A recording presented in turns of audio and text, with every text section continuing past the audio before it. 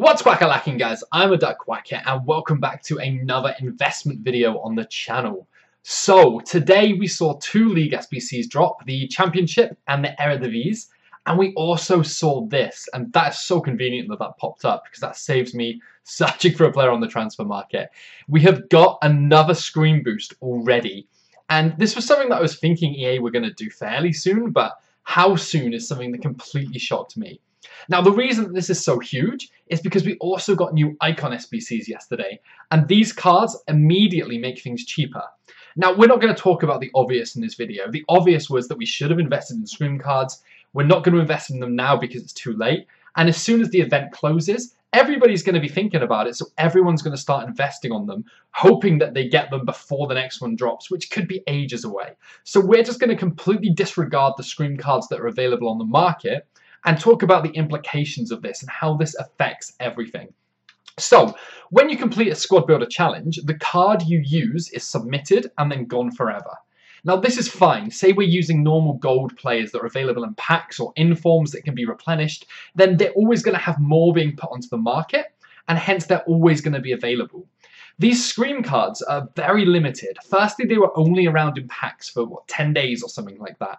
Secondly, a load of them got submitted during the initial boost, and that dried up a massive amount of the supply instantly.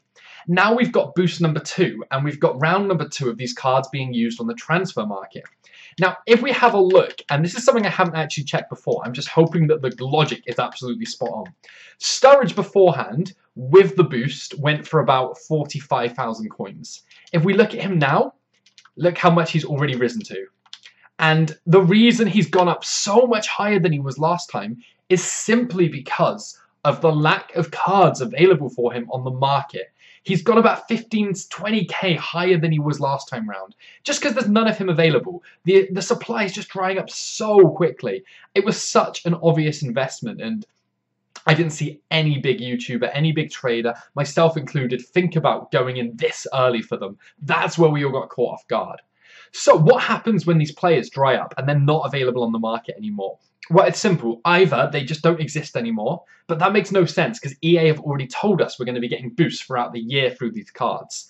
So what they have to be doing is releasing more of them into the market. Now, are they going to release them back into packs? Well, personally, I think that's ridiculous. You can't have a pack promo for these cards and then a week later say, oh, they're suddenly back in packs. What we have seen from EA are 2 untradeable SBCs for these cards.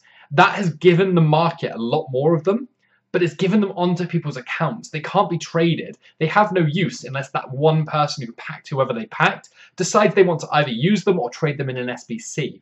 What we need next is a tradable SBC where we can replenish these cards onto the market, keep the hype up about scream cards, and EA can continue to release boosts throughout the year, probably tying into other big squad builder challenges that drop. Now, what we need to do for this is prepare for these SBCs. We don't care about what's already happened with these icon cards, these league SBCs, or the fact that they've been boosted again. What we care about is how they're going to replenish them on the market and the requirements of these SBCs. Now, what I'm thinking is we saw an untradeable card for an 83 rated squad.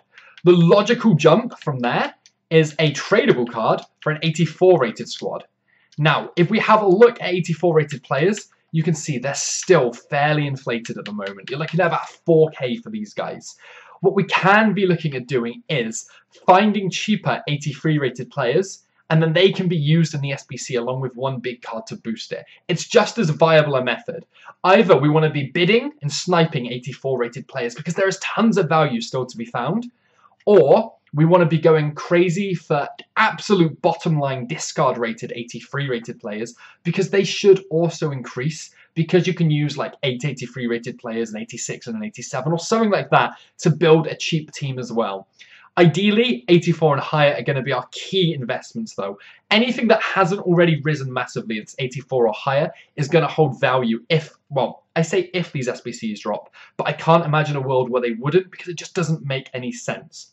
The other thing that we could think about here is maybe they'll release an 83 or still an 84 rated squad with the requirements of a special card. Now, that special card, it can't be a scream card because then we're not replenishing the cards on the market and it makes no sense. We're just trading them one for one. So if anything, we're just getting rid of more and more screen cards. It makes no sense to do that. I'm thinking possibly an inform. Now this would make informs of 83 rated or higher a huge investment for us. It doesn't matter if we invest in very cheap 83 plus informs, because if this isn't a requirement for the SBC, then there's no harm done. We'll just hold them until a bigger SBC comes out, or over time prices of them genuinely just start to rise, and we're fine with that. But if we can pick these cards up for fairly cheap, and they are required, we're going to make an absolute killing when it comes round to this.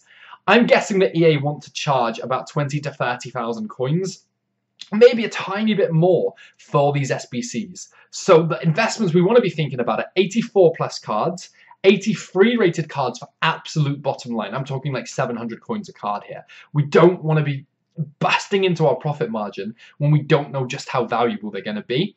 We want to be looking at very cheap inform cards as well. And that is how I feel they're going to make the requirements for these. That's what I personally foresee coming up. Anyway, guys, going to wrap up the video there. It's just something that I wanted to get out very quickly because it just seems like such an obvious next logical step for EA to take. If you are enjoying all these videos and all this content, guys, if you could hit the like button, that'd be incredible. And all new subscriptions are absolutely fantastic. Make sure you guys follow me on my Twitter because I'm tweeting out this kind of information quite a while before I make a video usually. And we've also got a trading Discord up with over 2,000 people in it. So get on that Discord channel if you're not there, guys. Anyway, thanks so much for watching, and I'll catch you next time.